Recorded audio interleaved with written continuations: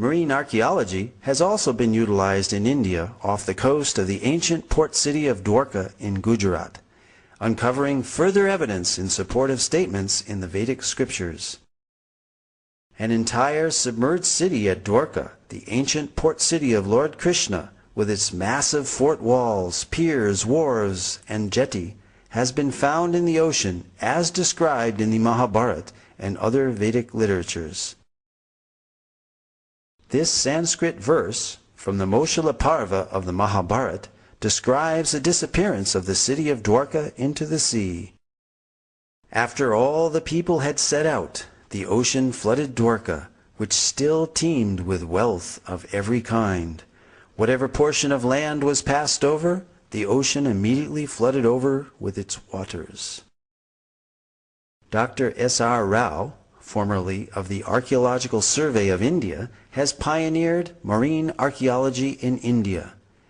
Marine archaeological findings seem to corroborate descriptions in the Mahabharata of Dwarka as a large, well-fortified, and prosperous port city, which was built on land reclaimed from the sea and later taken back by the sea. This lowering and raising of the sea level during these same time periods of the 15th and 16th centuries BCE is also documented in historical records of the country of Bahrain. Here is a glimpse of the massive Dwarka city wall. Among the extensive underwater discoveries were a large door socket and a bastion from the fort wall.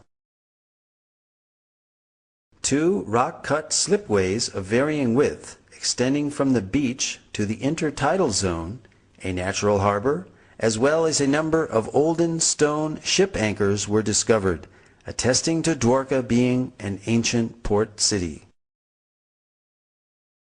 The three-headed motif on this conch shell seal found in the Dwarka excavations corroborates the reference in the scripture Harivamsa that every citizen of Dwarka should carry a mudra or seal of this type. All these underwater excavations add further credibility to the validity of the historical statements found in the Vedic literatures. Apart from Dwarka, more than 35 sites in North India have yielded archaeological evidence and have been identified as ancient cities described in the Mahabharata. Copper utensils, iron, seals, gold, and silver ornaments, terracotta discs, and painted grayware pottery have all been found in these sites. Scientific dating of these artifacts again corresponds to the non-Aryan invasion model of Indian antiquity. Furthermore, the Matsya and Vayu Puranas describe great flooding which destroyed the capital city of Hastinapur, forcing its inhabitants to relocate in Kaushambi. The soil of Hastinapur reveals proof of this flooding. Archaeological evidence of the new capital of Kaushambi has recently been found, which has been dated to the time period just after this flood. Similarly, in Kurukshetra, the scene of the great Mahabharata war, iron arrows and spearheads have been excavated and dated by thermoluminescence to 2800 BCE, the approximate date of the war given within the Mahabharata itself. The Mahabharata also describes 3 cities given to the Pandavas, the heroes of the Mahabharata, after their exile: Paniprastha, Sonaprastha, and Indraprastha, which is Delhi's Puranikela. These sites have been identified and yielded pottery and antiquities which show a cultural consistency and dating consistent for the Mahabharata period, again verifying statements recorded in the Vedic literatures. Although early Indologists in their missionary zeal widely vilified the Vedas as primitive mythology, Many of the world's greatest thinkers admired the Vedas as great repositories of advanced knowledge and high thinking.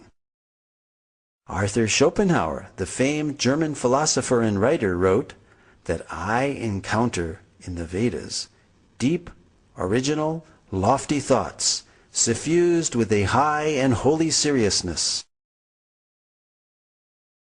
The well-known early American writer Ralph Waldo Emerson read the Vedas daily. Emerson wrote, I owed a magnificent day to the Bhagavad Gita. Henry David Thoreau said, in the morning I bathe my intellect in the stupendous philosophy of the Bhagavad Gita, in comparison with which our modern world and its literature seems puny and trivial. So great were Emerson and Thoreau's appreciation of Vedantic literatures that they became known as the American Transcendentalists. Their writings contain many thoughts from Vedic philosophy.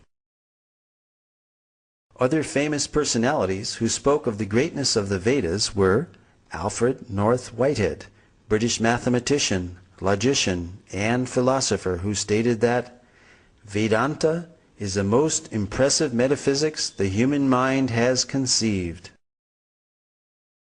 Julius Robert Oppenheimer, the principal developer of the atomic bomb, stated that the Vedas are the greatest privilege of this century.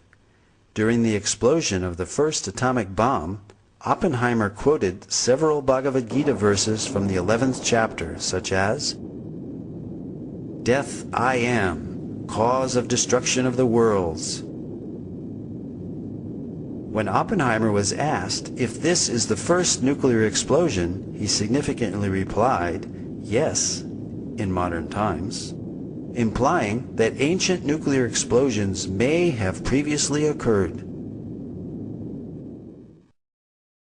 Lin Yutang, Chinese scholar and author, wrote, India was China's teacher in trigonometry, quadratic equations, grammar, phonetics, and so forth.